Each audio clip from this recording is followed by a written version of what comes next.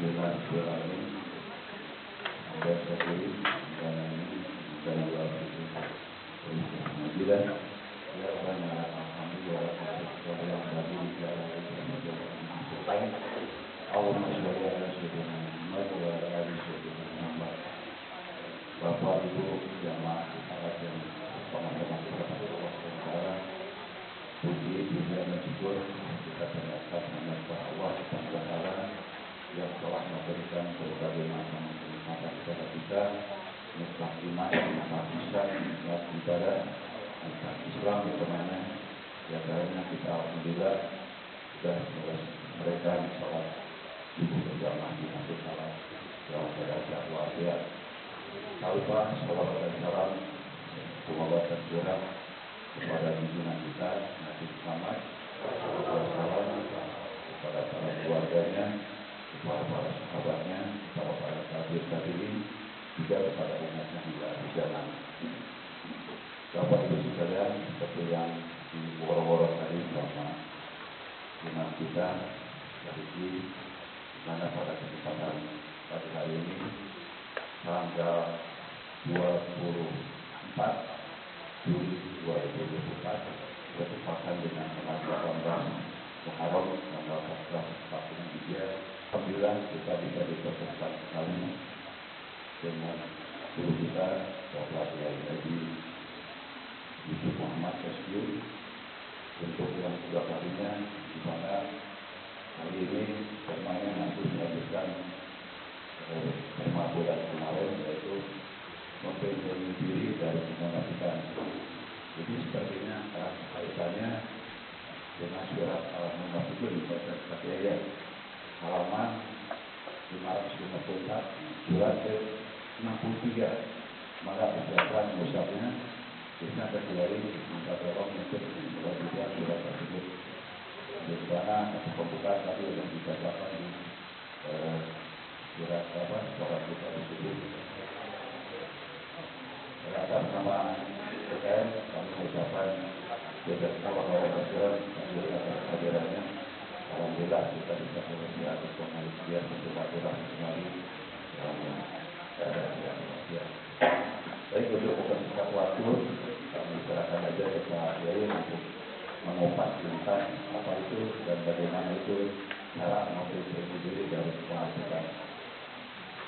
Assalamualaikum warahmatullahi wabarakatuh.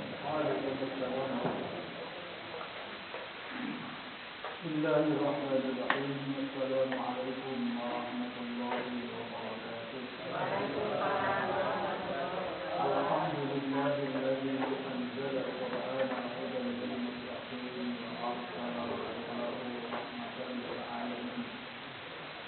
Salatu wa salamun ala sayyidina Muhammadin sallallahu alaihi wasallam wa ala alihi wa ashabihi wa man tabi'ahu ila yaumil din. Allahumma rzuqna fahman nabiyyin wa hifdzal mursalin wa ilhamal malaikatil muqarrabin bi tayyibina wa bi qada'i hajatina wa bi usul maqasidina wa ila hadratin nabiy Mustafa Rasulullah sallallahu alaihi wasallam. Al-Fatihah.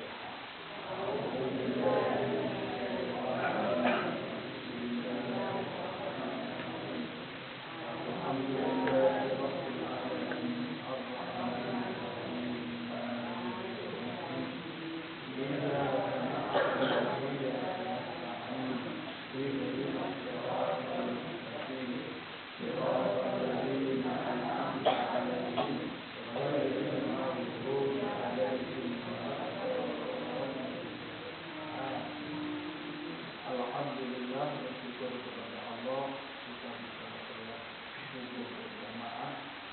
Semoga sholat subuh berjamaah kita diterima oleh Allah Subhanahu wa Ta'ala, sehingga bisa memperoleh pahala seperti orang yang sholat sepenuh malam. Jangan pernah lupa, ini motivasi dorongan Rasulullah yang paling kuat. Man sholat subha jama'atan kana kaqiyamil laili kulli. Siapa yang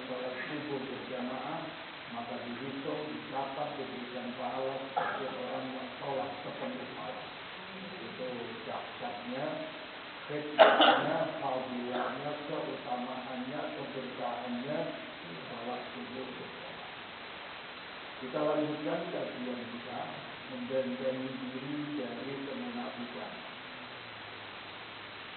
Sebulan yang lalu sudah kita bahas, tapi tidak ada sesi tanya jawab. Mungkin ada yang menyimpan pertanyaan atau materinya sudah lupa.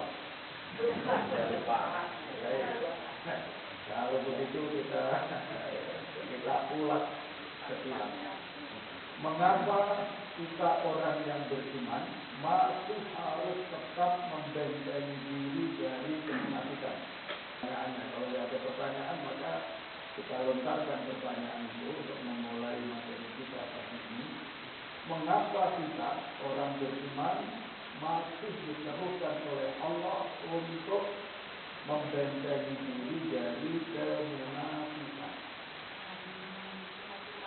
Ya, karena satu yang paling penting. Karena yang pertama, munafik itu merusak iman sehingga akan menjadikan seorang yang beriman bisa menjadi fasik. Ya, itu yang pertama. Itu yang paling pokok. Mengapa orang beriman masih diserukan oleh Allah, didorong oleh Rasulullah SAW untuk tetap membentengi diri dari kemunafikan? Padahal awal surat Al-Baqarah itu sudah jelas dibedakan orang beriman dan bertakwa sendiri, orang kafir jelas kafirnya, orang munafik tidak sendiri. Nah, tetapi ternyata Rasulullah SAW sangat mengkhawatirkan. Ini juga termasuk di antara alasannya, karena sifat munafik ini bisa mendorong orang beriman, menjadikan orang beriman menjadi orang fasik, maka Rasulullah sangat mengkhawatirkan. Innama akhwafu ma akhafu alaikum, di antara yang sangat aku takutkan terjadi kepada kalian berarti bukan orang kafir. Orang munafik jelas bukan orang kafir. Orang kafir tidak. Dan aku khawatirkan terjadi kepada kalian, wahai orang-orang beriman, wahai sahabatku, wahai umatku setelah meninggalku nanti, adalah kemunafikan. Karena alasannya, karena munafik itu bisa menjadikan orang yang beriman menjadi orang fasik. Orang fasik adalah orang yang bergelimang dosa, bukan sekali yang berdosa.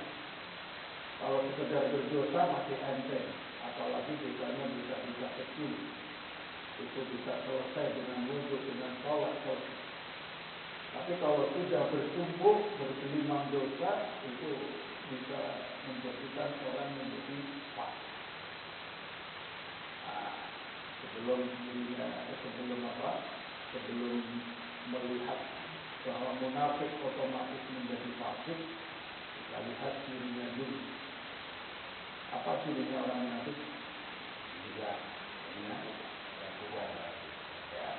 Ada lima. Kalau kemarin ada 4, itu ada alat bisanya. 1, orang munafik itu suka bohong. Ya, ayat 142, 145, 143 surat An-Nisa. Ya. Jadi kajian pembahasan petunjuk-petunjuk tentang munafik dalam Al-Quran itu pertama di surat Al-Baqarah, yang kedua di surat An-Nisa, yang ketiga banyak ini disebutkan di dalam surat At-Taubah, surat At-Taubah, dan yang keempat di surat Al-Munafiqun. Itu paling banyak. Nah, ciri orang munafik itu seperti disebutkan di dalam ayat 142 atau 143 surat An-Nisa. Kalau yang menyebut 4 itu berarti nilainya sudah 90. Ya, sudah tambah 1 poin yang kelima. Yang pertama, innal munafiqina yukhadi'una Allah. Orang munafik itu suka bohong. Yang kedua, sholat malas menjalankan ibadah. Utamanya sholat. Yang ketiga, pamer dia. tidak ikhlas. Nah, ini yang paling penting untuk mendapatkan perhatian, tidak ikhlas. Ikhlas syaratnya apa? Ikhlas syaratnya apa? Nah, ini jangan sampai tidak ingat juga. Kalau sholat tidak suci, sholatnya apa namanya? Orang sholat bangun tidur dari BAB tiba-tiba kemudian langsung sholat. Artinya sholatnya tidak dalam keadaan apa? Tidak dalam keadaan suci. Sholatnya jadi bagaimana? Tidak sah. Jadi bersuci secara fisik itu syarat sahnya di sholat ibadah. Tapi karena ibadah itu tidak cukup hanya secara fisik, tapi juga secara kolbu, buktinya setiap ibadah ada niat itu munculnya dari hati, maka ada syarat yang kedua, yaitu ikhlas. Ikhlas syaratnya apa? Syarat diterimanya ibadah sholat. Ibadah apapun syarat diterimanya oleh Allah itu ikhlas. Kalau tidak ikhlas itu tidak diterima oleh Allah Subhanahu wa ta'ala. Jadi syarat ibadah itu ada dua. Ada syarat yang berkaitan dengan lahiriah, ilmunya, ilmu fikih, itu syarat sahnya ibadah. Ada syarat yang kedua, ini yang mutlak juga tidak kalah pentingnya. Kalau sampai hanya dipenuhi syarat lahiriah, artinya sah, tapi syarat hati ikhlas tidak terpenuhi, itu namanya capek gawe.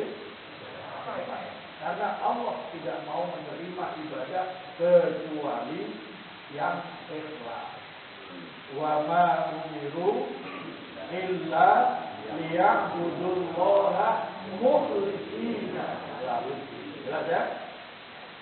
Saking sedemikian pentingnya ikhlas itu menjadi syarat diterimanya ibadah, tidak sekedar maka sampai ada surat namanya surat ikhlas.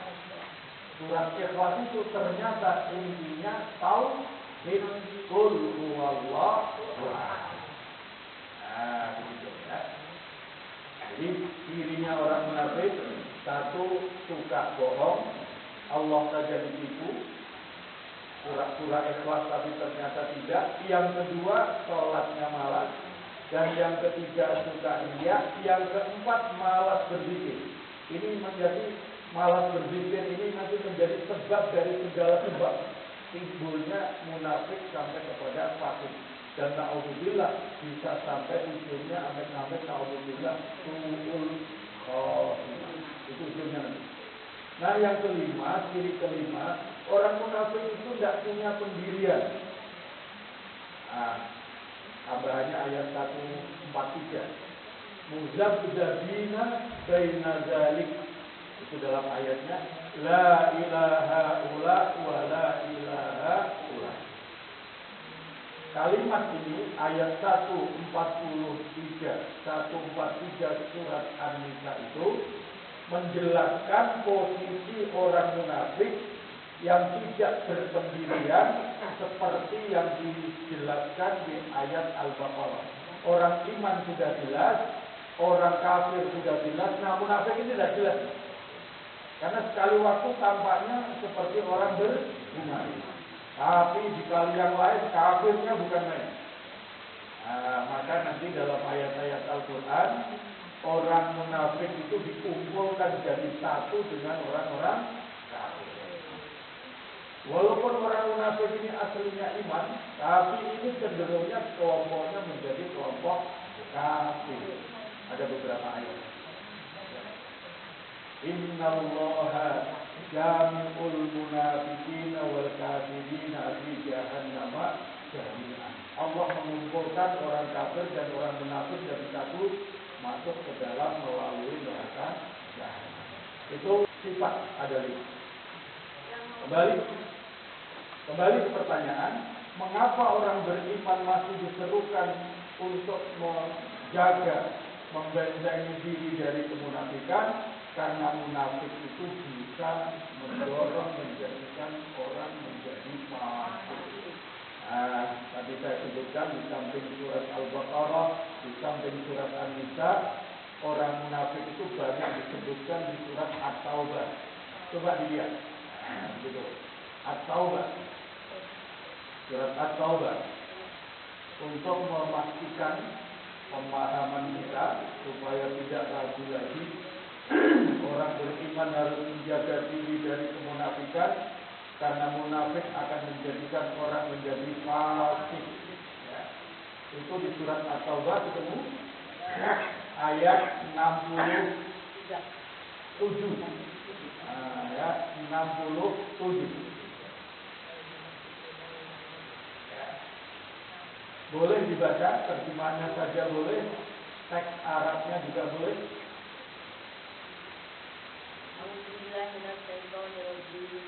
Al-munafiquna wal munafiqatu ba'duhum min ba'd ya'muruna bil munkari wa yanhauna 'anil ma'rufi wa yakbiduna aydiyahum. Nasullaha fanasiyahum. Innal munafiqina humul fasiqun. Ujung ayat perhatikan, innal munafiqina humul fasiqun. Supaya jelas boleh mohon dibaca terjemahannya. Artinya, orang-orang munafik laki-laki dan perempuan satu dengan yang lain adalah sama. Mereka menyuruh berbuat munkar dan mencegah perbuatan makruf. Mereka juga pikir mereka telah melupakan Allah, maka Allah melupakan mereka. Sesungguhnya orang-orang munafik itulah orang-orang fasik. Nah, ya, jadi orang munafik itu ujung-ujungnya menjadi orang fasik. Nah, di sebelum kalimat terakhir, orang munafik ujungnya fasik, catat baik-baik, nasullaha fanasiyahum. Ya, mereka melupakan Allah, maka Allah pun juga melupakan mereka. Kalau Allah melupakan mereka, melupakan maksudnya tidak mau mengingat, tidak mau memperhatikan, dan tidak mau mengingatkan. Nah, gitu ya, melupakan itu. Lawan katanya lupa apa? Ingat. Ingat bahasa Arabnya apa? Zikir. Nah, gara-gara orang beriman malas zikir, maka pelan-pelan tanpa disadari hatinya menjadi kotor, kotor jadi penyakit, penyakit itulah yang disebut penyakit munafik. Termasuk penyakit yang sangat laten dalam pribadi orang yang beriman. Bukan orang kafir, sekali lagi. Orang munafik itu sudah jelas bukan orang kafir, tapi bahayanya justru akan merusak iman. Begitu. Nah, yang berbahaya berikutnya, orang munafik itu menjadi fasik. Kenapa harus dibentengi dari kemunafikan? Karena bisa menjadi fasik. Nah, fasik itu orang beriman kalau sudah disebut fasik gara-gara dia munafik, itu menjadi orang beriman tapi sangat buruk. Dalam bahasa Al-Quran, seburuk-buruk nama dan sebutan serta panggilan bagi orang beriman adalah kalau dia disebut fasik. Gitu ya, paham ya? Jadi, mengapa orang beriman harus membentengi diri dari kemunafikan? Iya, karena munafik bisa menjurus kepada fasik. Dan fasik itu nama terburuk bagi orang beriman. Jadi untuk ini menunjukkan bahwa fasik itu bukan dari orang kafir, aslinya memang iman. Aslinya memang iman, tapi imannya tidak dijaga, tidak dipelihara, akhirnya menjadi lemah, rusak, berpenyakit, dan akhirnya menjadi munafik. Nah, untuk memastikan supaya kita tidak ragu teksnya bahwa fasik itu panggilan terburuk bagi orang beriman, lihat di surat Al-Hujurat. Surat Al-Hujurat surat berapa itu? 49 ya, 49. Di sana ada kalimat bisalismul fusuku ba'dal iman. Gitu ya. Bisalismul itu tulisannya bisalismu. Tapi Pak Ustadz sudah pasti mengajarkan itu bacanya bukan bisalismu, tapi bacanya bisalismu.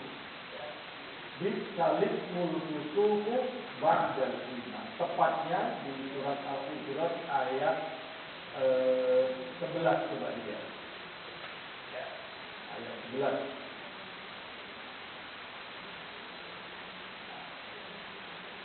Ayat itu sekaligus menunjukkan orang fasik, orang munafik itu aslinya iman. Maka ayat 11 surat Al-Hujurat itu juga diawali ya ayyuhalladzina amanu. Nah, ujung ayat itu ada kalimat bisalismul fusuku ba'dal iman. Coba terjemah ujungnya saja baca sejelek-jelek. Sejelek-jelek panggilan adalah panggilan dulu setelah beriman. Siapapun yang tidak bertobat, maka mereka itulah orang-orang munafik. Ya. Itu penggalan atau kalimat itu pendek tapi itu ikan penting. Bisa itu seburuk-buruk panggilan, ya. Seburuk-buruk nama. Bisa al-ismu nama. Seburuk-buruk nama, seburuk-buruk panggilan itu adalah al-fusuk. Kalau orang beriman dipanggil fasik. Panggil fasik. Kalau dipanggil kafir gimana? Tidak mungkin orang beriman dipanggil kafir. Karena sudah jelas bedanya orang kafir dan orang beriman. Tapi kalau dipanggil fasik memungkinkan. Karena justru awalnya itu imannya tidak dipelihara, maka pelan-pelan bisa menjadi fasik. Dan fasik itu adalah panggilan terburuk ba'dal iman. Ada kalimat itu saja. Bisalismul fusuku ba'dal iman. Seburuk panggilan adalah panggilan fasik setelah beriman.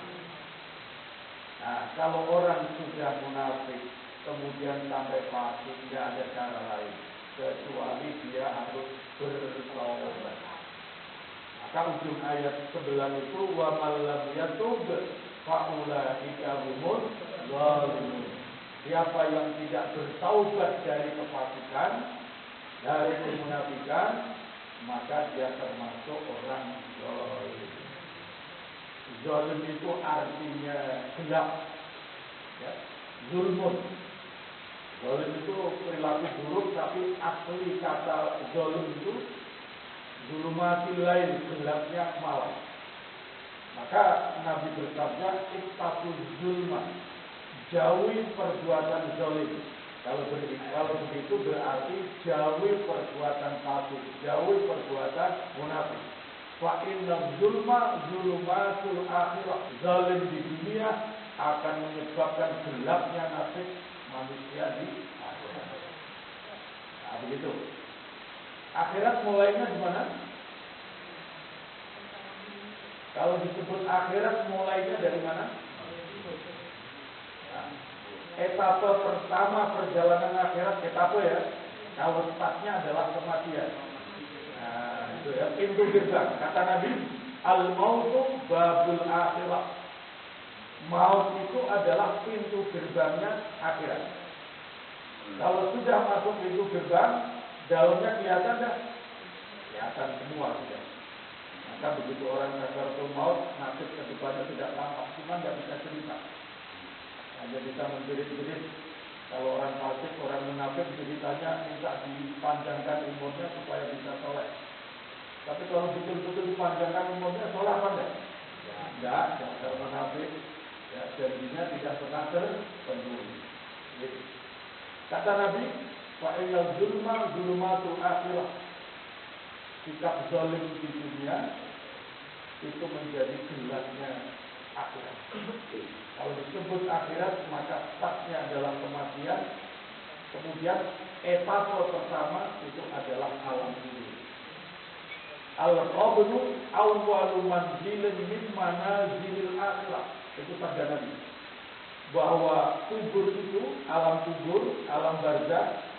Alam barzakh itu bukan tunjukannya ya. Jadi jangan sampai supaya tidak mengalami alam kubur, maka supaya dari kubur menghilang di laut saja. Nah, itu.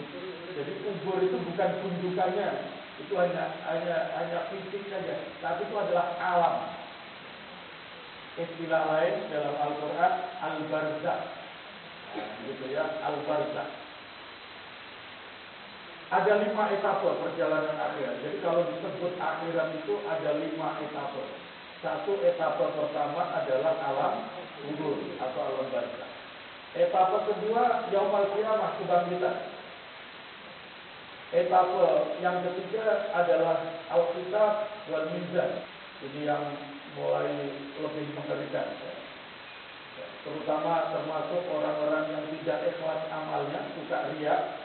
Itu kalau di hari kiamat yaumul hisab nanti, dia akan dibongkar keburukan-keburukannya oleh Allah Subhanahu wa taala di depan semua makhluk. Itu termasuk siksaan. Kalau orang munafik itu kan paling tidak mau diketahui rahasia keburukannya. Makanya kalau sampai terbongkar keburukannya yang selama ini disembunyikan sambil bersumpah-sumpah supaya orang menjadi yakin, itu dibongkar. Orang munafik itu paling ngeri, paling takut, paling tidak enak, paling tersiksa kalau keburukannya diketahui. Maka ini salah satu hukuman yang di akhirat akan dibongkar keburukannya oleh Allah Subhanahu wa taala. Etape ketiga, etape keempat adalah as-sirat. Perjalanan menuju neraka. Kalau aman, kalau tidak aman kemana? Transit dulu. Transit dulu. Kalau transitnya di bandara ada harapan lagi. Tapi ini transitnya di anar sesuai dengan amal-amal buruknya. Dibersihkan dulu. Dibersihkan dulu. Nah, yang kelima, etape terakhir yang tidak akan ada akhirnya adalah etape surga dan atau neraka. Nah, gitu ya, surga atau neraka. Orang beriman, kalau orang beriman, bagian surganya berapa? Pernah dengar? Kalau orang beriman, bagian surganya berapa? Tadi saya pernah dengar?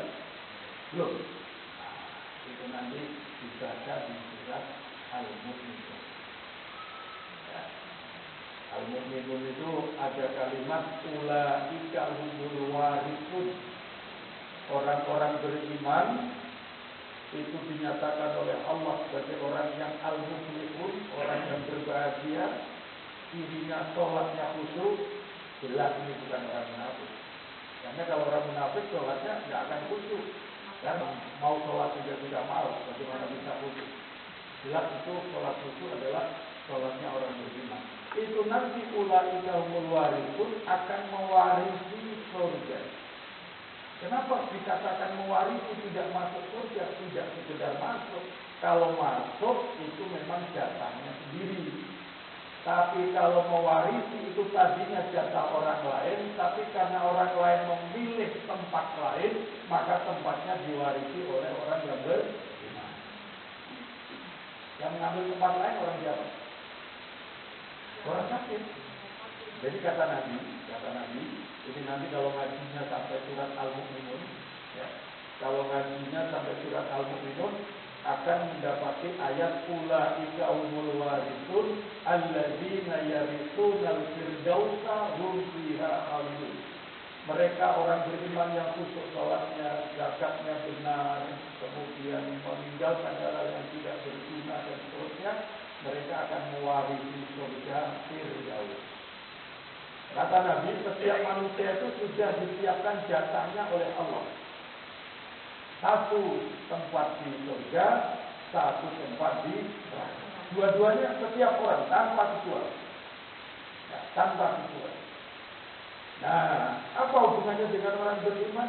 Kalau ternyata orang kafir meninggalkan surganya karena dia memilih tempat di neraka, itulah yang akan diwarisi oleh orang-orang beriman. Jadi sebenarnya kalau mau banyak orang kafir itu sebenarnya tidak ada masalah. Karena apa? Karena justru jasa surganya itu diberikan kepada kita. Sebenarnya tidak masalah. Tapi harus berjihad berjuang untuk melawan kekafiran. Yang dikhawatirkan adalah mereka merusak anak cucu keturunan kita. Tapi kalau bagi kita itu tidak masalah. Mau kafir, mau munafik, mau segala macam, kalau surganya nanti ditinggalkan, justru diwarisi oleh orang-orang yang beriman. Ulaika humul warithun. Itu ayat 1 sampai 11 surat Al-Mu'minun. Itu menarik, nanti kita dibaca, tidak undang pembicaranya, itu satu hal yang sangat luar biasa. Pewaris surga. Makanya dalam Al-Quran, doanya Nabi Ibrahim yang boleh kita tiru, waj'alni miwarotati jannatin. Jadi tidak sekedar masuk surga.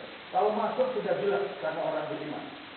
Tapi kemudian menjadi mewarisi, ini adalah mendapatkan jatah lain.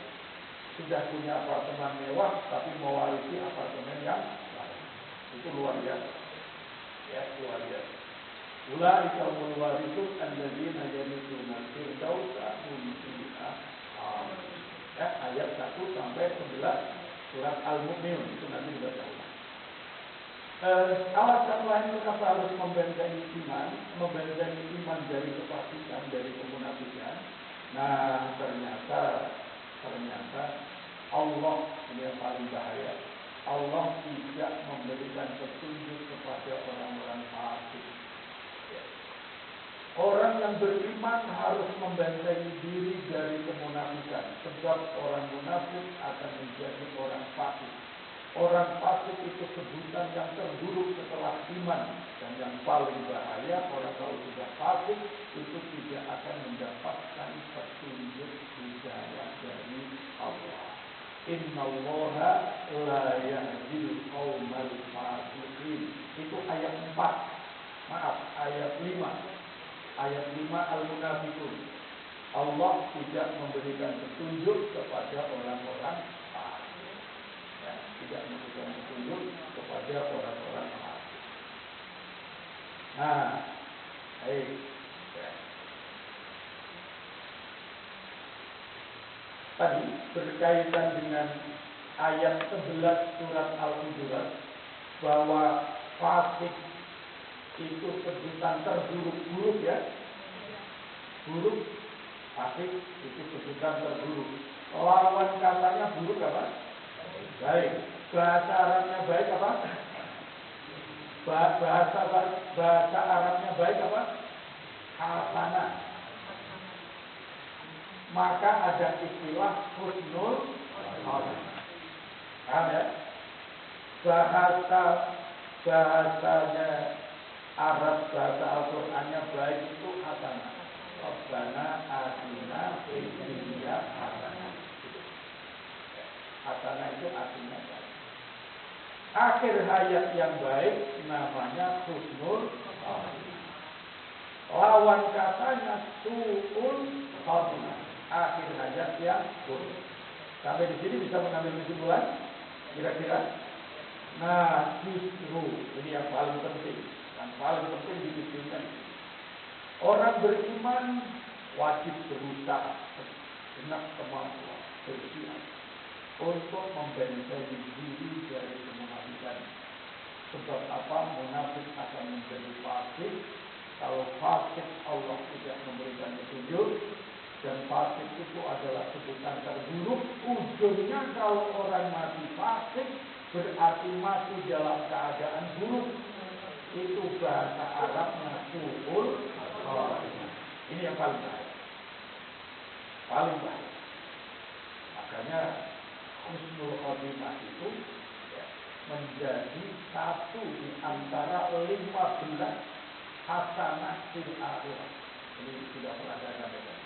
Rabbana atina fid dunya hasanah, isinya 10 kebaikan dunia. Wa fil akhirati hasanah, kebaikan akhirat isinya 15, dan yang pertama itu adalah husnul khotimah. Lawan kata dari su'ul khotimah. Nah, di situ poin yang penting. Mengapa orang beriman harus membentengi diri dari kemunafikan? Karena munafik bisa mendorong orang bablas menjadi fasik. Kalau sudah fasik, dia tidak mendapatkan petunjuk dari Allah, dan fasik itu adalah sebutan terburuk. Nah, kalau sudah seperti itu, maka bisa mati dalam keadaan fasik. Kalau mati dalam keadaan fasik, itu matinya suhul khatimah. Lawan kata dari husnul khatimah. Nah, sekarang baru bagaimana caranya. Ini yang paling penting. Bagaimana cara membentengi diri dari kemunafikan? Ada dua. Ya, intinya cara membentengi diri. Cara membentengi diri dari kemunafikan intinya. Yang pertama, kuatkan iman dan bersihkan qalbu melalui zikrullah la ilaha illallah. Itu sederhana ucapannya, tapi dahsyat dari sisi fadilah utama. Masih ingat ya? Dulu waktu membahas topik meraih husnul khatimah, itu Bapak Ibu ya? Nah, itu ada 17 poin hikmahnya tujuan zikir la ilaha illallah. 17. Masih ingat satu di antaranya? Dari 17 loh ya. Nah, ini karena sudah tahun Bapak Ibu ya. Ini karena sudah tahun jadi maklum kalau lupa. Baik. Jadi ada 17 tujuan zikir la ilaha illallah. Satu di antaranya untuk mengisi qalbu dengan iman. Karena kalau qalbu tidak diisi dengan iman, imannya sampai di mulut, bisa jadi orang munafik. Kan begitu?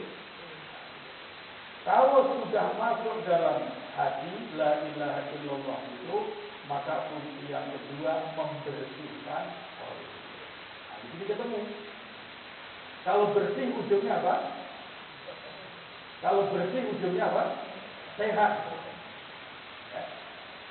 Kalau kotor akibatnya sakit. Maka kalau hati itu bersih, gelas ini supaya bersih harus diisi apa? Nah, supaya gampang. Gelas. Kalau gelas diisi kotor jadinya apa? Kotor. Supaya gelas ini bersih, maka harus diisi air yang bersih. Gampang ya? Hati juga begitu. Hati itu supaya bersih, suci, sehingga nanti tidak akan berpenyakit. Salah satunya munafik dan kemudian fasik, naudzubillah sampai suruh khatimah, maka harus diisi oleh yang maha bersih. Innallaha thayyibun. Allah itu maha suci. Itu sebabnya zikir tidak sekedar orientasi dapat pahala, itu jelas. Tapi ada tujuan yang lebih besar, yaitu mengisi qalbu dengan iman. La ilaha illallah. Kalau iman sudah masuk di hati, itu bukan saja menyelamatkan dari kemunafikan, tapi membersihkan qalbu. Karena ibarat gelas diisi oleh yang bersih, maka gelas itu akan menjadi gelas yang bersih. Tidak akan yang namanya digantikan dengan emas. Nah, maka ujungnya nanti yang ke-17, karena itu ada kunci memperbarui, mengisi qalbu dengan iman. La ilaha illallah itu memperbarui iman. La ilaha illallah itu membersihkan qalbu. La ilaha illallah itu membasmi kemunafikan, membasmi kefasikan, menenangkan qalbu, benteng dari godaan iblis, dan seterusnya. Itu ada 17 poin tujuan zikir la ilaha illallah. Itu yang pertama. Jadi caranya adalah kuatkan iman, bersihkan qalbu dengan banyak berzikir la ilaha illallah. Satu saja supaya secara teks, karena kuncinya ada di sini. Satu saja, lihat di surat Al-Hujurat. Kembali, lihat Al-Hujurat. Kalau tadi ayat 11, nah, yang menjelaskan bahwa ada kalanya iman itu belum masuk di hati, maka belum bisa dikatakan sebagai orang yang beriman. itu disebutkan di ayat 14. Ya, ayat 14 surat Al-Hujurat. Qalatil a'rabu amanna qul lam tu'minu walakin qulu aslamna walamma yadkhulul imanu fi qulubikum.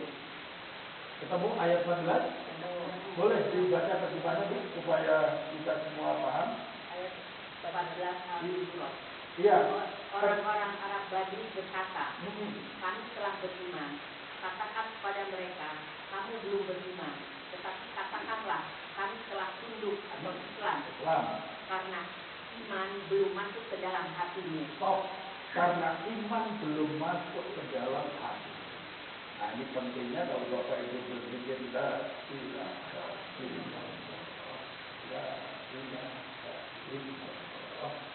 itu jangan sekedar kalau pahala sudah jelas. Kalau kita sampai tahap itu pahala sudah jelas. Nah, sekarang harus ditingkatkan, diniatkan, disertai niat mengisi kalbu, memasukkan iman ke dalam kalbu. Makanya kalau Bapak Ibu perhatikan orang-orang yang ahli zikir itu, seringkali kalau zikir itu menunduk, ya, la ilaha illallah, la ilaha illallah. Itu maksudnya bukan sekedar konsentrasi, ya. Itu maksudnya isyaratnya adalah memasukkan iman tertinggi la ilaha illallah ke dalam hati. Nah, ibaratnya gelas kosong diisi. Itu penting. Jadi menguatkan iman dan membersihkan kalbu dengan zikir. Cara yang kedua, ini yang tidak cacat adalah berdoa kepada Allah dengan doa anti munafik. Nah, tadi malam saya teksnya saya kirim ke Pak Saiful, Pak Haji Saiful barangkali mungkin sudah disampaikan. Kalau ada yang tidak, coba dibuka kita baca. Doanya ini doa yang diajarkan Rasulullah Shallallahu Alaihi Wasallam. Ada 4 poin. Allahumma tahhir qalbi minan nifaq. Itu artinya, wahai Allah, sucikan hati hamba dari kemunafikan. Yang kedua, doanya yang kedua, wa amali, karena orang munafik itu amalnya riya seperti yang disebutkan di ayat 142 An-Nisa itu. Ya. Maka poin yang kedua doa yang diajarkan Nabi adalah wa amali minariya. Wahai Allah, bersihkan amal-amal hamba dari riya. Itu sama dengan berarti amal-amal hamba hendaknya diterima dengan sempurna. Sebab kalau ada riya, itu sedikit apapun, sekecil apapun menjadi tidak diterima. Ini perbandingannya dengan itu. Ustaz pasti sudah menjelaskan, kalau kain, mukena, sarung, celana, baju itu kena air kencing, najis, atau terciprat comberan, walaupun hanya setetes, gitu ya, tidak harus basah semua, walaupun hanya setetes, maka menjadi pakaian itu tidak suci. Kalau tidak suci berarti tidak memenuhi syarat sahnya. Begitu, tidak memenuhi syarat sahnya. Sama dengan juga begitu ikhlas. Ikhlas itu tidak boleh ternoda sedikit pun dengan riya. Nah, kalau sedikit saja ternoda dengan riya, sama dengan tadi sarung ternoda sedikit dengan najisnya air kencing, itu menjadi tidak sah. Kalau ikhlas ternoda sedikit pun dengan riya, menjadi tidak diterima. Maka doa ini menjadi penting. Wa amali minar riya. Poin ketiga, walisani minal kadzib. Kadzib, ya. Dan sucikan lisan saya, wahai Allah, dari kemungkinan bohong. Dari kemungkinan bohong, dusta. Karena dusta itu cirinya orang munafik. Dan yang keempat, wa aini minal khiyana. Ya, bersihkan pandangan-pandangan mata saya ya Allah dari kemungkinan pandangan mata yang khianat. Mari kita baca. Allahumma tahhir qalbi minan nifaq wa amali minar riya wa lisani minal kadhib wa aini minal khiyana. Fa innaka ta'lamu kha'inatal a'yun wa ma tukhfi sudur. Penggalan doa yang terakhir itu fa innaka sesungguhnya engkau ya Allah ta'lamu kha'inatal a'yun, maha mengetahui mata-mata yang berkhianat dan maha mengetahui apapun juga yang tersimpan di dalam hati atau tersimpan dalam hati. Tahhir qalbi minan nifaq, sucikan hati. Nah, ini sekaligus menunjukkan bahwa bersuci itu tidak cukup secara fisik. Kalau bersuci secara fisik itu mudah, kena kotoran dicuci selesai. Yang justru sulit itu adalah bersuci secara qalbi. Karena tempatnya di dalam, manusia tidak tahu, kadang-kadang yang punya hati sendiri juga tidak paham ini kata hati atau kata nafsu. Membedakannya kalau tidak dengan ilmu tidak paham. Dari segi teks, wa amali itu bacanya jangan salah. Ain, nah ini Pak Ustaz nanti menjelaskan, membedakan a. Jadi jangan salah dengan a. Kalau itu dibaca wa amali, bukan wa amali, kedengarannya gitu ya. Jelas ya kedengarannya wa amali, ain. Kalau ain itu maksudnya amal, tapi kalau a pakai hamzah amal itu angan-angan. Nah, jadi maknanya jauh. Padahal maksudnya mohon kepada Allah agar amal-amalnya dibersihkan dari riya. Tiba-tiba angan-angan. Nah, ini hati-hati kalau baca doa, baca ayat Al-Quran. Sama dengan ibu, bapak-bapak, kalau membaca Asmaul Husna, salah satunya misalnya ini kaitannya sedikit berkaitan dengan ucapan yang benar, Asma Allah Al-Aziz. Kenapa ini saya sebutkan? Seringkali huruf zai tertukar dengan jim, gitu ya. Wallahu azizun hakim. Allah maha mulia perkasa dan maha bijaksana. Aziz.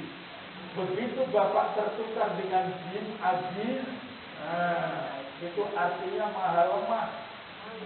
Jadi ya kebalikannya. Tidak sekedar lemah. Kalau sekedar lemah tidak berapa. Ini maha tapi mahanya maha lemah. Maka hati-hati kalau baca Asmaul Husna sampai kata Al-Aziz. Huwallahul ladzi la ilaha illa huwal malikul qudusus salamul mu'minul muhaiminul azizul jabbarul mutakabbir. Nah, gitu ya. Itu di surat Al-Hasyr. Itu Aziz. Apalagi mohon maaf kalau itu nama orang. Ada orang namanya Pak Aziz. Nah, bapak ibu manggilnya Pak Aziz, Pak Aziz. Nah, itu malah orang lemah.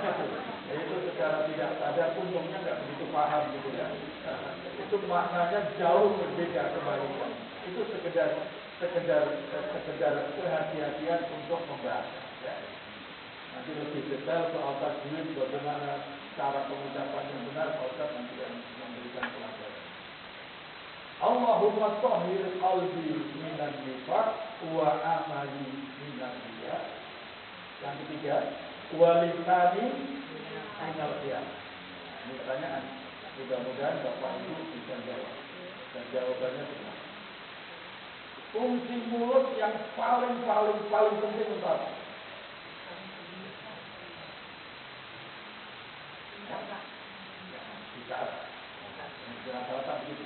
Yang kedua makan.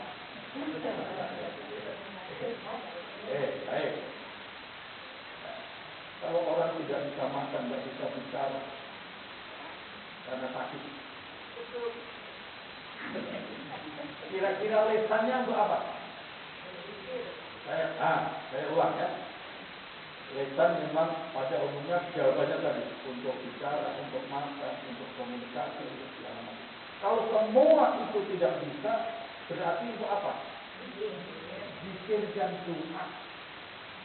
Maka pertanyaan saya tadi, ya, paling penting, paling utama lisan itu adalah untuk berdoa. Ujungnya begitu. Karena apa? Segala sesuatu kalau sudah tidak bisa, hanya satu harapannya, pertolongan Allah. Dan biasanya orang minta pertolongan Allah berdoa dengan apa? Dengan mulut. Allahumma. Tiba-tiba mulutnya kotor karena banyak bohong. Kira-kira diterima apa? Itu dia masalahnya. Rahasianya, kenapa Nabi mengajarkan supaya lisan ini dibersihkan dari bohong? Sebab lisan ini pada ujungnya untuk berdoa mohon kepada Allah. Kalau orang kotor mohon kepada Allah, yang diterima hanya satu, yaitu mohon taubat. Tapi doa-doa yang lain tidak diterima oleh Allah Subhanahu wa Ta'ala. Karena manusia saja yang banyak kotor. Bapak Ibu kalau punya rumah, punya usaha, punya villa, boleh nggak rumahnya dijalan orang yang kotor? Nggak boleh. Sebab kotornya karena apa? Apakah kotor karena sepatunya, atau kotor karena nama baiknya sudah rusak, atau kotor karena perilakunya? Nggak rela rumah kita dijalani. Masjid, tiba-tiba ada orang yang masuk masjid bawa kambing begitu. Walaupun untuk korban, tidak boleh. Tapi korbannya dibawa ke masjid. Pak Ketua DKM, saya menyerahkan hewan korban. Ini kan gimana? Padahal tujuannya itu kambing. Bagaimana kalau Pak amit-amit anjing? Masjid pun tidak boleh dipakai hal yang kotor. Begitu juga ketika kita meluncurkan doa kepada Allah, mestinya lisan ini adalah bersih. Oleh karena itu, Allahumma tahhir lisani, rangkaiannya begitu, wahai Allah bersihkan lisan ini dari kemungkinan bohong dusta. Bukan saja bohong dusta itu adalah memang kerjaan orang munafik, bukan hanya itu. Tapi lebih dari itu, kalau mulut ini banyak bohong, banyak dusta, doanya pun tidak didengar, tidak diterima, tidak dijagai oleh Allah Subhanahu wa Ta'ala. Nah, yang keempat, wa aini minal khiyana. Ya, wahai Allah bersihkan lisan pandangan saya dari kemungkinan khianat. Ini sudah bersama. Ada istilah khianat tapi pandangan mata. Ini sepertinya sesuai dengan bahasa keseharian kita. Kalau ada pejabat, di situ ada vendor, pimpinan proyek, lalu kong-kali-kong penggelembungan harga, kemudian ujung-ujungnya korupsi. Istilahnya apa? Ya main mata antara sang pemilik proyek dengan pemborong. Itu istilahnya main mata. Tapi ternyata itu dipakai oleh Rasulullah. Wa aini minal khiyana. Bersihkan mata ini dari kemungkinan khianat. Karena dulu jadi memang hingga muncul ungkapan. Karena kalau lihat uang matanya merah tapi gitu ya. Matanya merah apa biru apa itu. Kalau lihat uang itu artinya memang berawal dari pandangan mata, orang bisa menimbulkan kehendak yang negatif. Mata melihat, hatinya setuju, karena ada kotoran di hati tidak bersih. Nah, jadilah itu perbuatan-perbuatan riya. Allahumma tahhir qalbi minan nifaq wa amali minar riya wa lisani minal kadhib wa aini minal khiyana fa innaka ta'lamu kha'inatal a'yun wa ma tukhfi sudur. Wahai Allah, sucikan hati kami, hati hamba dari munafik. Sucikan amal kami dari riya. Sucikan kata-kata kami dari dosa. Dan sucikan mata kami dari khianat. Sesungguhnya engkau maha mengetahui pandangan-pandangan mata yang khianat dan maha mengetahui apapun yang tersimpan dalam hati. Itu doa yang diajarkan Rasulullah SAW sebagai upaya, ya, upaya yang paling menentukan. Di samping upaya-upaya lain adalah pertolongan Allah melalui doa untuk membentengi diri dari kemunafikan. Kata Pak Ibu sudah khatam, ya. Sudah khatam, ilmunya sudah tahu, tinggal nanti dilaksanakan berikutnya. Memeliharanya dua cara melihara diri dari munafik. Satu, kuatkan iman dan bersihkan qalbu dengan memperbanyak zikir la ilaha illallah. Yang kedua, doa. Nah, ini mumpung di bulan Muharram. Tadi disebutkan tanggal 18. Apa istimewanya bulan Muharram? Istimewanya bulan Muharram adalah termasuk bulan ijabah doa. Itu level kedua. Kalau bulan ijabah doa yang level 1 itu Ramadan. Nah, level keduanya bulan-bulan haram, bulan-bulan mulia. Salah satunya bulan Muharram. Nah, maka perbanyak doa. Dan doa yang tidak kalah pentingnya, mudah-mudahan Bapak itu bisa sempatkan untuk menghafal. Allahumma tahhir qalbi minan nifaq wa amali minal riyah wa lisani minal kadhib wa aini minal khiyanah fa innaka ta'lamu kha'inatal a'yun wa ma tukhfi. Hafalkan, dan apalagi kalau nanti disambung zikirnya dan tidak ada sudah banyak, lalu di samping doa-doa yang lain ditambah dengan doa anti munafik. Ujungnya nanti, karena hatinya sudah bersih, la ilaha illallah sudah mantap, maka akan mendapatkan hadis Nabi. Man kana akhiru kalamihi la ilaha illallah dakhala al-jannah. Siapa yang akhir hayatnya mengucapkan la ilaha illallah dijamin masuk surga. Karena apa? Itu dianggap husnul khatimah. Beda lagi kalau tidak bisa mengucapkan la ilaha illallah. Itu bisa jadi karena banyak dosa, mulutnya banyak bohong, sehingga kalimat yang mudah menjadi sulit keluh. Maka matinya amit-amit naudzubillah bisa mati dalam keadaan sakit, munafik, dan itu suhul. Maka zikir luar biasa. 17 tujuan zikir la ilaha illallah, mulai mengisi kalbu, memasukkan iman ke dalam kalbu, sampai menyambut husnul khatimah. Saya kira itu tadi. Mudah-mudahan bermanfaat, semoga bermanfaat dan bisa kita amalkan dalam aktivitas keseharian kita. Dimulai start dari tahun baru Hijriah 1446. Perbanyak zikir la ilaha illallah. Ada pertanyaan? Silakan. Nanti yang kedua itu. Sedikit saya ya. Belajar ya tentang diraih. Apa boleh mengambil untuk belajar dari zikir jahat lain minal khiyanah. Iya.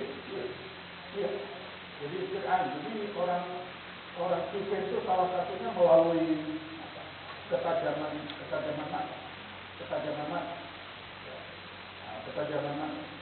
Nah, kaitannya dengan mata ini kalau ada psikolog bisa menjelaskan lebih gamblang.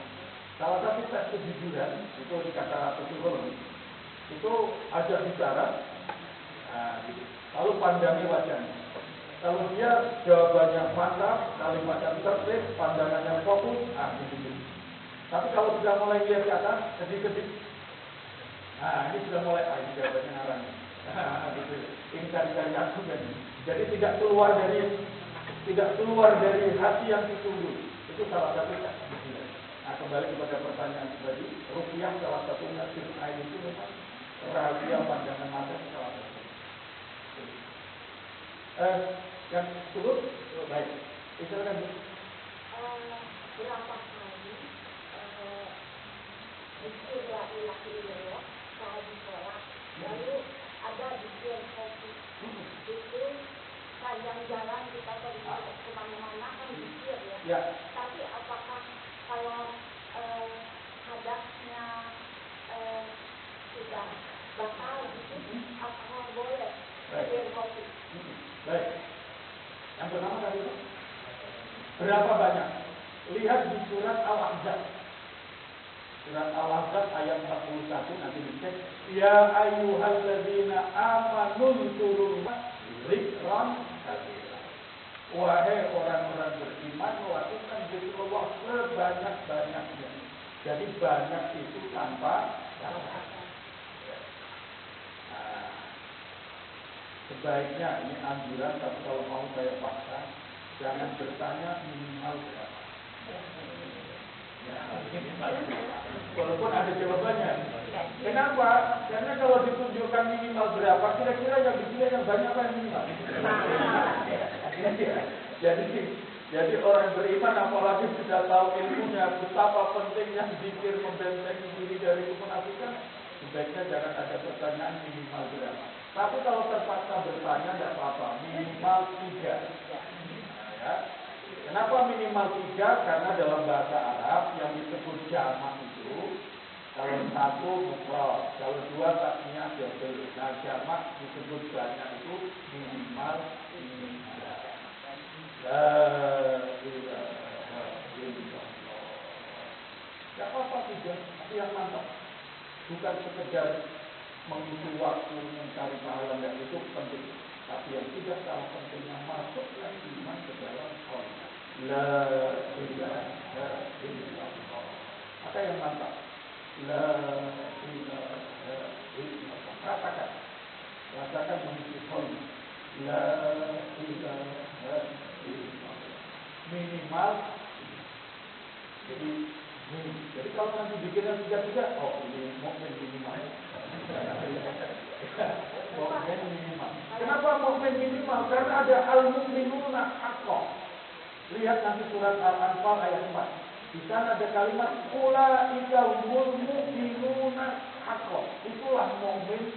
Kalau mukmin sejati yang diikuti bukan minimal 3, tapi yang diikuti adalah Al-Ahzab ayat 41. Uzkurullaha dzikran katsira. Jadi banyaknya tidak terbatas. Nah, gitu ya. Banyaknya tidak terbatas. Adapun ada yang ngambil 100, 165 dan lain-lain, itu hanya untuk membiasakan saja. Tapi yang paling baik zikir itu tidak terbatas. Tidak terbatas jumlah, tidak terbatas ruang dan waktu. Maka termasuk tadi sambil jalan berzikir. Nah, nanti ketemunya zikir dalam segala keadaan itu nanti lihat di ayat 191 surat Al-Imran. Alladzina yadhkuruna Allaha qiyaman wa qu'udan wa 'ala junubihim, berdiri, berbaring, sujud, jalan, itu semua diisi dengan. Nah, tadi nyambung. Karena tidak mungkin karena sebuah kebiasaan berzikir pakai lisan terus-terusan, maka ada zikir namanya zikir khafi, zikir rahasia, yaitu zikirnya khafi. Dan ini mesti harus dilakukan. Karena itu yang penting. Karena apa? Untuk menggapai husnul khatimah tadi, belum tentu saat akhir hayat lisan kita bisa ngomong. Ya, maka yang ngomong adalah qalbi. Nah, yang ngomong adalah hati. Sehingga Rasulullah SAW bersabda, barang siapa yang akhir hayatnya mengucapkan la ilaha illallah khalisan min qalbihi. Jadi kalau tidak diucapkan secara lisan adalah khalisan, keluar dari hati. Mulut bisa jadi tidak bisa ngomong, karena mungkin faktor kesehatan, faktor kejadian yang terduga, tidak bisa ngomong. Tapi hati akan tetap bisa ngomong kalau biasa diisi dengan la ilaha illallah. Itu janjinya Nabi. Barang siapa yang membiasakan banyak zikir la ilaha illallah, maka akhir hayatnya dijamin bisa mengucapkan la ilaha illallah sehingga husnul khatimah walaupun yang tunduk. Nah, sahabat sampai bertanya, lalu siapa yang membimbing kalimat la ilaha illallah yang akan dikirim oleh Allah masuk ke dalam hati? Itu Allah langsung yang bimbing. La ilaha illallah. Kenapa Allah membimbing begitu? Karena selama hidup sudah biasa membisikkan kalimat la ilaha illallah ke dalam hati. maka otomatis ketika sakaratul maut kalimat itu yang datang, walaupun tidak ada seorang pun yang menghibur. Nah, itu pentingnya zikir la ilaha illallah. Itu zikir khafi, zikirnya rahasia, zikirnya qauli. Ini yang memungkinkan dijalankan setiap saat. Nah, yang kedua zikir lisan la ilaha illallah. Dua-duanya lakukan. Kalau memungkinkan, termasuk habis sholat di rumah dan lain, zikir secara lisan, supaya lisannya juga ada pahala yang akan berisisikan. Nah, tapi kalau dalam keadaan tertentu bisa zikir dengan qauli. La ilaha illallah. Ada lagi pertanyaan? Itu Pak, kalau misalnya dalam perjalanan itu kita bakal. Zikir tidak disyaratkan dalam keadaan suci. Nah, gitu ya. Zikir tidak disyaratkan dalam keadaan suci. Tapi kalau dalam keadaan suci tentu lebih baik. Karena yang diucapkan kalimat suci. Ibaratnya kalau ibu mau memegang pakaian yang bersih, kira-kira tangannya dibersihkan atau biarkan kotor? Bersih. Nah, gitu ya. Karena kita mau mengucapkan kalimat suci, la ilaha illallah itu istilah Al-Qur'annya adalah kalimat thayyibah. Nah, gitu ya. Nanti lihat di dalam surat Ibrahim ayat 24. Gitu. Itu istilah la ilaha illallah itu kalimat thayyibah, kalimat suci. Maka sebaiknya karena akan mengucapkan kalimat suci termasuk Al-Quran, baca Al-Quran, maka sebaiknya dalam keadaan suci. Tapi kalau darurat, namanya juga tidak mungkin berwudu karena sedang di perjalanan atau yang lain, tidak menghalangi untuk tetap berwudu. Nah, ini rahasianya. Ini salah satunya pentingnya ibu ajarkan kepada putri-putrinya yang masih masa subur, suka datang bulan. Biasanya kalau datang bulan, ibu-ibu, mohon maaf, tentu saja bukan ibu-ibu al-ar, itu kalau datang bulan biasanya merdeka, semua berhenti. Maka gantinya karena sholatnya berhenti, segala berhenti. Jadinya apa? Marah-marah. Nah, gitu ya. Padahal yang dilarang itu hanya sholat, etika. Kalau zikir itu tetap boleh.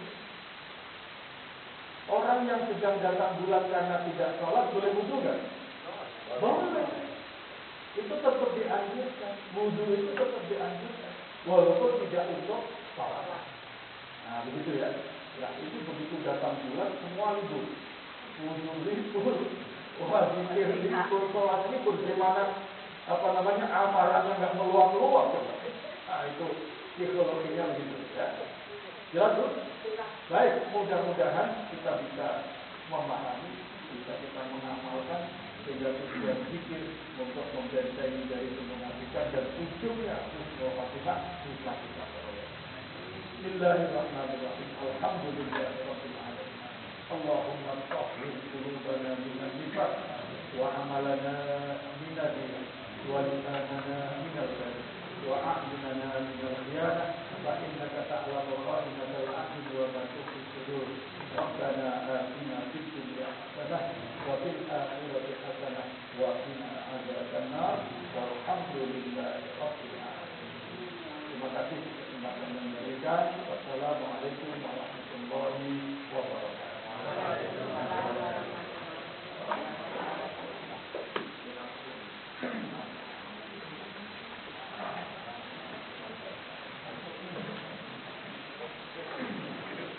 Alhamdulillah sudah terasa terasa 10 menit sudah.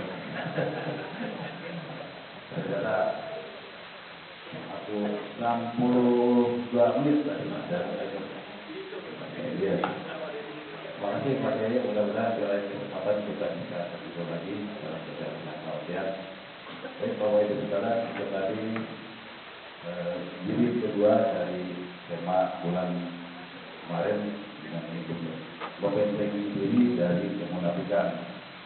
Sepintas dapat kami simpulkan bahwa kenapa kita harus membentengi diri dari kemunafikan, karena sifat munafik itu merusak iman, di mana akan menjadikan kita menjadi orang fasik, dan kedua Allah bisa akan memberikan petunjuk kepada orang yang punya sifat munafik. Dan buruk-buruk panggilan yang paling beriman adalah fasik. Ini bukan gara-gara kita tetap kami sebutkan. Sekali lagi atas nama Jamaah saat kami ucapkan terima kasih kepada sehingga kita berjalan berjalan dan kesempatan semua lagi. Mari kita tutup dengan ucapan hamdalah. Alhamdulillah.